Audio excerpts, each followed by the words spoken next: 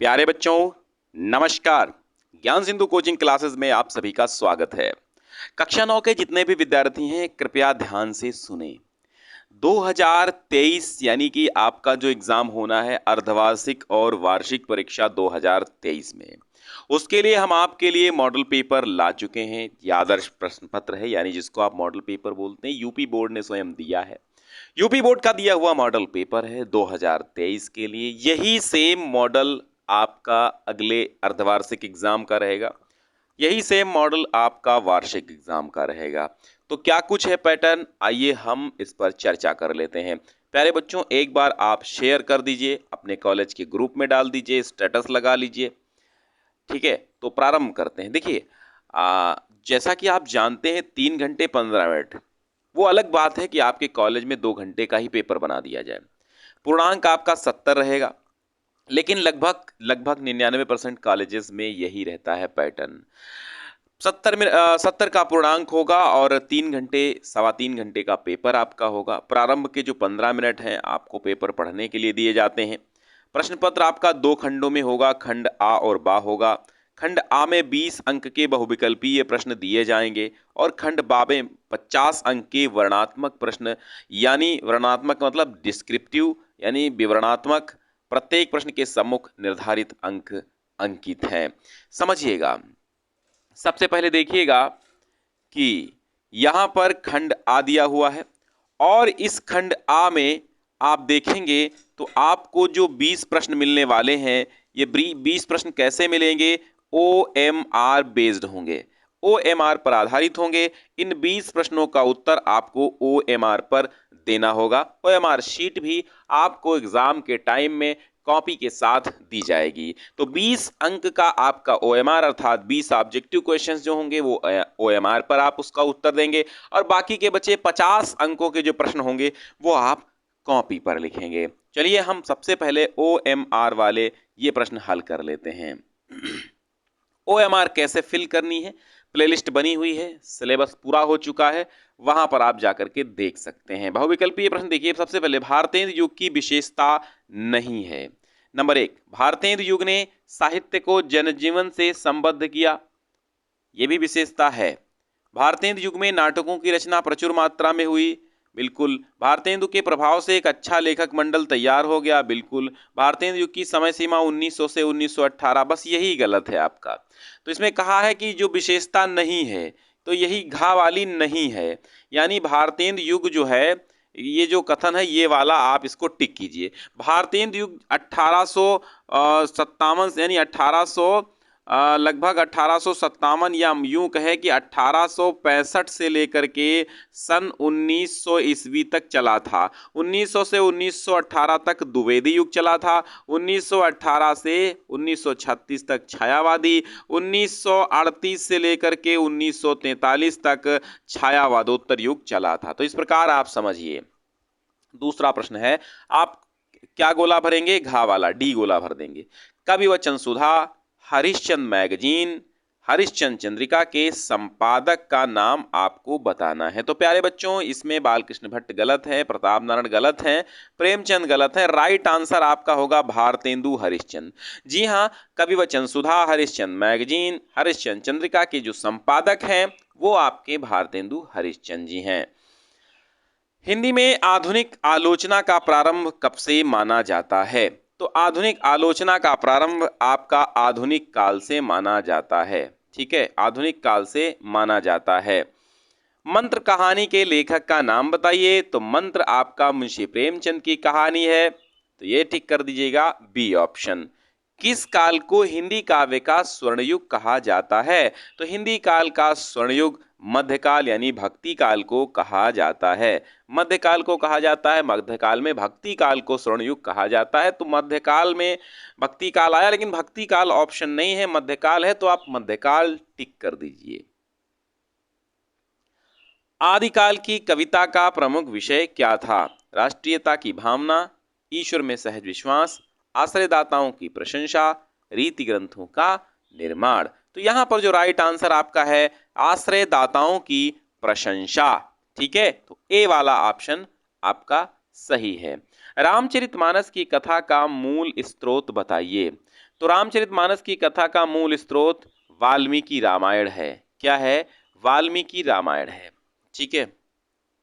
साखी सबद रमैनी किसकी रचना है? साखी सबद रमैनी कबीर दास की रचना है, यानी जिसको आप बीजक के नाम से जानते हैं, इसी को बीजक भी कहा जाता है, जिसे आप साखी सबद रमैनी कहते हैं। इसी इसी में संकलित है, बीजक में साखी सबद रमैनी संकलित है। ठीक है।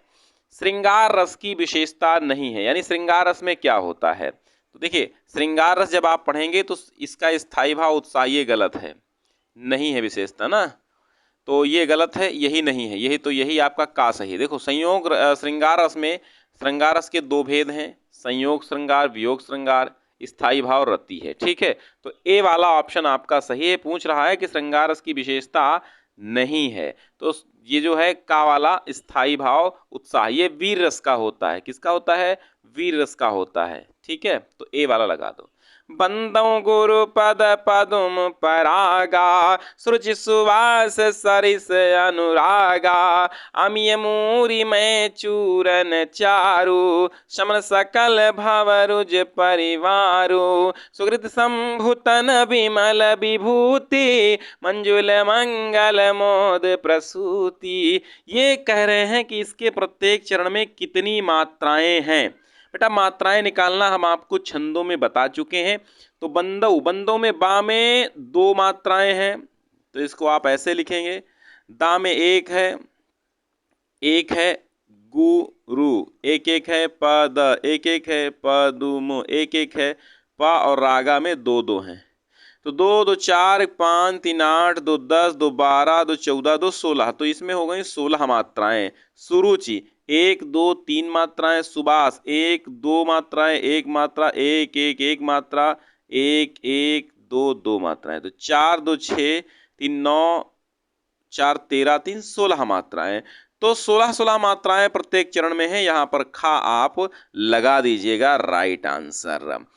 तरनि तनु जा तट तमाल, तरुवर बहु छाए, झुके कूल सो जल पर सनहित मनहु सुहाए। पूछ रहा है कि इस पंक्ति में अलंकार क्या है। तो देखिए, ता ता ता ता ता, तो क्या हुआ? अनुप्रास अलंकार। यथाशक्ति में कौन सा समास है? तो समास विग्रह कीजिए। यथाशक्ति में वैसे तो आपका अव्ययी भाव समास है। क्या है? अव्ययी भाव समास है, और इसका शक्ति अनुसार, ठीक है, यथाशक्ति, शक्ति अनुसार, ये आपका विग्रह हो जाएगा। शक्ति के अनुसार माता पिता दिन रात आदि के बीच किस विराम चिन्ह का प्रयोग हुआ है? तो ये योजक चिन्ह है। ठीक है, डैश लगाओ, योजक चिन्ह है। खा वाला आपका सही है, योजक चिन्ह है। अस्थि शब्द का तद्भव बताइए। तो अस्थि का आपका हड्डी हो जाएगा। चिड़िया का तत्सम शब्द क्या है? चटका। चिड़िया का तत्सम शब्द है चटका।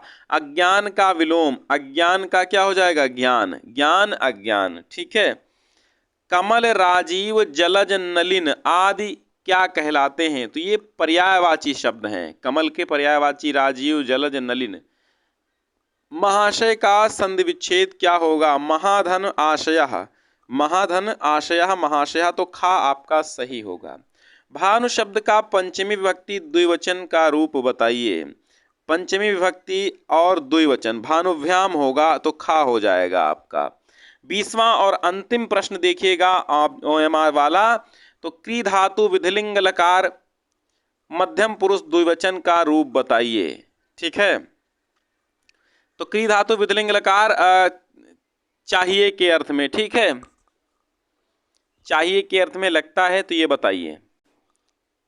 तो इसका क्या हो जाएगा? इसका हो जाएगा कुरियातम। ठीक है। कैसे चलेगा रूप? कैसे चलेगा? विधिलिंग लकार में आप पढ़ेंगे कुरियात, कुरियाताम, कुरियुः, कुरियाह, कुरियातम, कुरियात, कुरियाम, कुरियाओ और कुरियाम। ठीक है। तो कुरियातम इसका रूप बनेगा। अब आपका आता है खंडबा, और खंडबा में कहता है आपसे, क्या कहता है खंडबा में? खंडबा में कहता है कि निम्नलिखित गद्यांश के नीचे दिए गए प्रश्नों के उत्तर दीजिए। तो तो यहाँ पर नीचे दिया गया, लेखक गुरु से किस प्रकार की ज्योति विकीर्ण करने का निवेदन कर रहा है। महागुरु, नई आशा, नई उमंग, नए उल्लास की आशा में आज इस देश की जनता तुम्हारे चरणों में प्रणति निवेदन कर रही है। आशा की ज्योति विकीर्ण करो। किस प्रकार की ज्योति? तो आशा की ज्योति। ठीक है, यहाँ उत्तर आप लिखेंगे आशा की ज्योति। कृतज्ञता से आप क्या समझते हैं? कृतज्ञता का मतलब होता है, कृतज्ञ और कृतघ्न दो शब्द होते हैं। कृतज्ञता अर्थात, कृतज्ञ का मतलब है किया हुआ याद रखने वाला। ठीक है, कृतज्ञता का अर्थ है कि कोई यदि हमारे साथ कुछ उपकार करता है तो हम उसे नहीं भूलेंगे, यही कृतज्ञता अर्थात किसी का किया हुआ याद रखना ही कृतज्ञता है। कृतज्ञ भारत का प्रणाम अंगीकार करने से क्या अभिप्राय है? कृतज्ञ भारत का प्रणाम अंगीकार करो। आज भी हम तुम्हारी अमृतोपम वाणी को भूल नहीं गए हैं। ठीक है, तो कृतज्ञ भारत का प्रणाम अंगीकार करने का अर्थ है कि महागुरु के प्रति, जो महागुरु ने अपनी अमृत के समान वाणी फैलाई है, हम उसको नहीं भूलेंगे, यही है इसका अभिप्राय। ठीक है, और दुनिया में दो अमोघ शक्तियां हैं, शब्द और कृति। दो अमोघ शक्तियां हैं, शब्द और कृति। इसमें कोई शक नहीं कि शब्दों ने सारी पृथ्वी को हिला दिया। तो अब इसका देखिएगा, शब्द और कृति से लेखक क्या तात्पर्य क्या है? शब्द और कृति से लेखक का क्या तात्पर्य है? शब्द और कृति यानी शब्दों ने सारी पृथ्वी, शब्द से तात्पर्य है सारी पृथ्वी को हिला दिया। अंतिम शक्ति तो कृति है, कृति की है। देखिए यहां पर जो है बता रहे हैं हम आपको, तो शब्द और कृति से लेखक का तात्पर्य पूछा गया ना, तो यहां पर शब्द का और कृति का तात्पर्य देखो, शब्द का तात्पर्य वाणी है, वाणी है, और कृति का तात्पर्य है कर्म। ठीक है, कर्म। तो कृति शब्द से तात्पर्य वाणी और कृति से तात्पर्य कर्म है। गांधी जी ने किसकी उपासना की?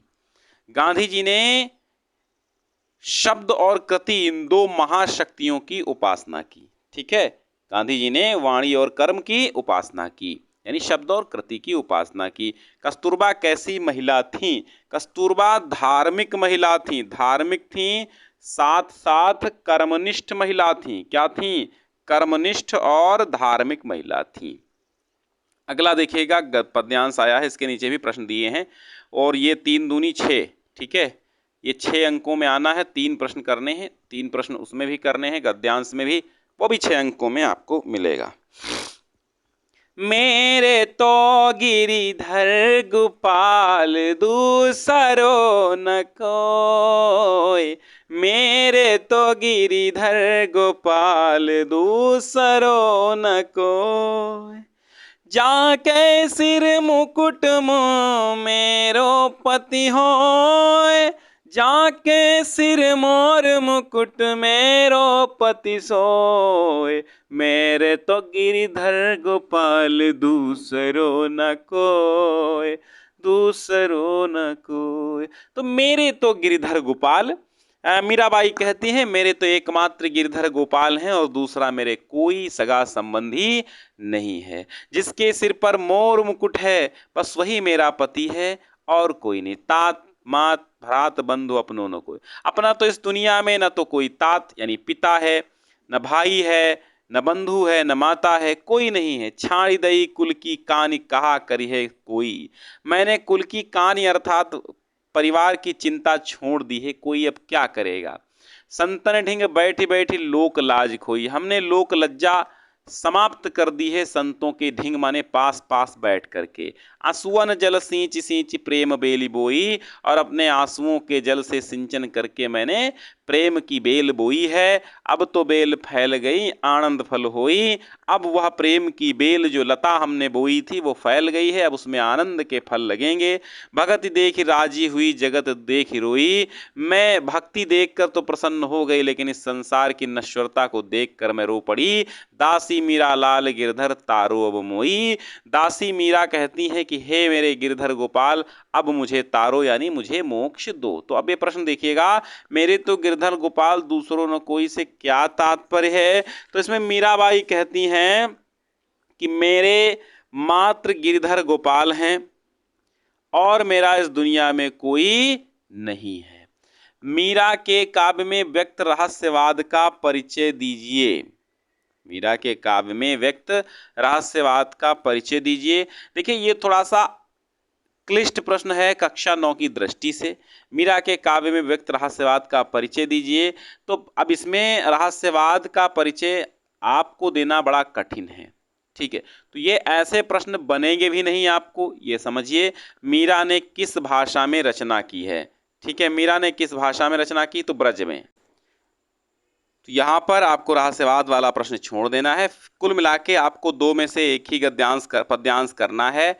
दो में से एक पद्यांश करना है, तो एक जो सरल हो वो करिएगा। ठीक है, अब यहाँ पे देखिए, चारु चंद्र की चंचल किरणें खेल रही हैं जल थल में, स्वच्छ चांदनी बिछी हुई है अवनी और अंबर तल में, पुलक प्रकट करती है धरती हरितृणों की नोकों पर, मानो झूम रहे हैं तरु भी मंद पवन के झोंकों पर, पंचवटी की छाया में है सुंदर पर्ण कुटीर बना, उसके सम्मुख स्वच्छ शिला पर धीर वीर निर्भीक मना, जाग रहा ये कौन धनुर्धर जबकि भुवन भर सोता है, भोगी कुसुमायुध योगी सा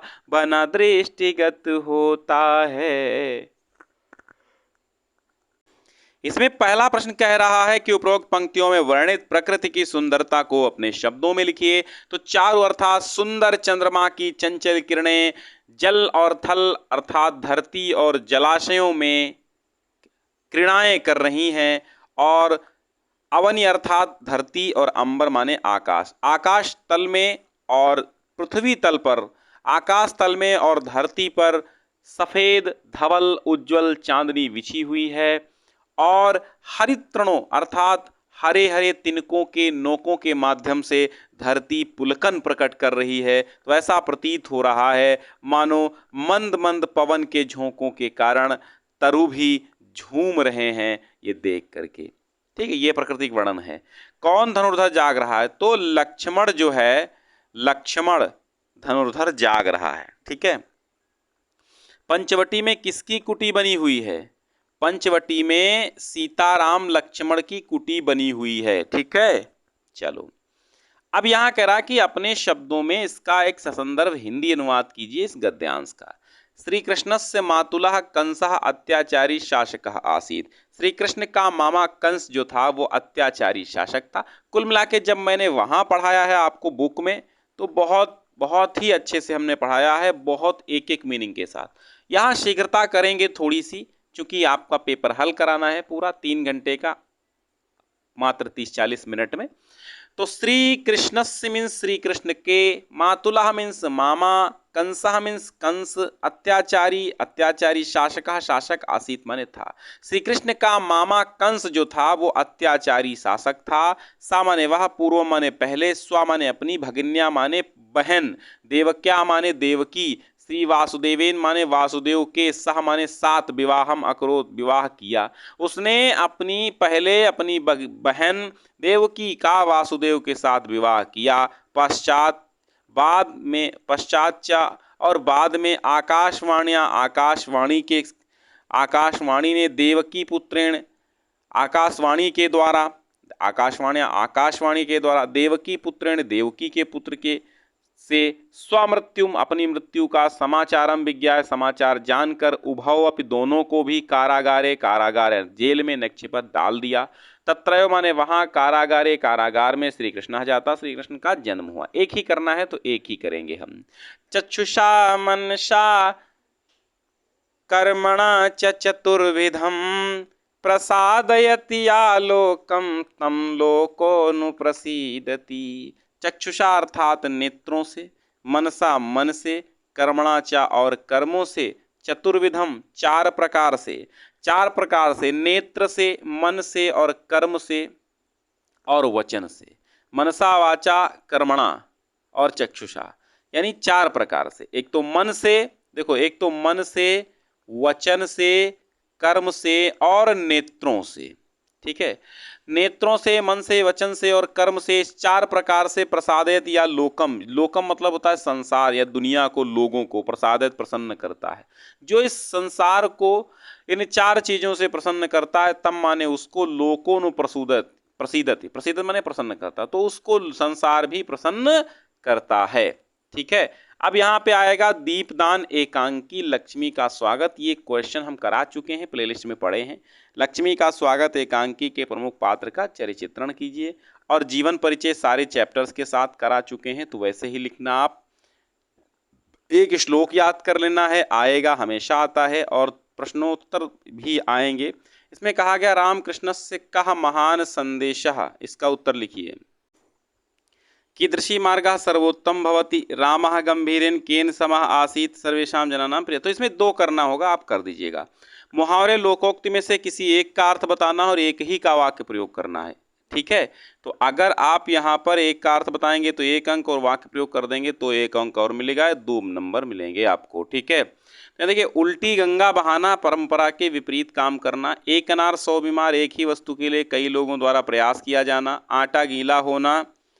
ठीक है, आटा गीला होना यानी विपत्ति में विपत्ति पड़ना, गरीबी में विपत्ति पड़ना, आस्तीन का सांप होना, कपटी मित्र। ठीक, अब देखो, वह आंख से काना है, सह नेत्रेण काणः, संस्कृत अनुवाद करना है, सह नेत्रेण काणः अस्ति। सज्जन सुख से जीते हैं, सज्जनः सुखेन जीवति, और सज्जनाः सुखेन जीवन्ति। ठीक है, और राम जाता है, रामः गच्छति, और बालिका पढ़ती है, बालिका पठति। ठीक, शुल्क मुक्ति के लिए आप प्रिंसिपल को पत्र लिख ही देंगे, और अपने प्रधानाचार्य को संबोधित करते हुए प्रार्थना पत्र लिख दीजिएगा। वो तो आप रोज ही लिखते होंगे, हमें लगता है। अब आपको अगर हिंदी में 70 में 70 लाने हैं तो क्या करना होगा? 70 में 70 लाने के लिए हमने प्लेलिस्ट बना दी है, A to Z कोर्स हमने पूरा कर दिया है। थोड़ा बहुत बचा है, यानी बचा कुछ है नहीं, प्रैक्टिस सेट और मॉडल पेपर्स बचे हैं, वो करा देंगे, है ना। 1-2 चैप्टर बचे हैं, वो करा देंगे। बाकी प्लेलिस्ट आपकी बनी हुई है 2023 के लिए, आराम से पढ़ते रहिए। 70 में 70 आप अवश्य लाएंगे, मैं गारंटी लेता हूं, चूंकि आप इस बार भी जो 2023 में एग्जाम दिए हाई स्कूल में, आप देखिए 100 में 100 बच्चे लेकर के आए हैं, यानी 70 में 70 लेके आए हैं, और 30 वो मिल गए, 100 हो गए। तो सब्सक्राइब कर लीजिए अभी ज्ञान सिंधु कोचिंग क्लासेस, और जल्दी से जल्दी जो है आप 70 में 70 लाने का प्रयास करें।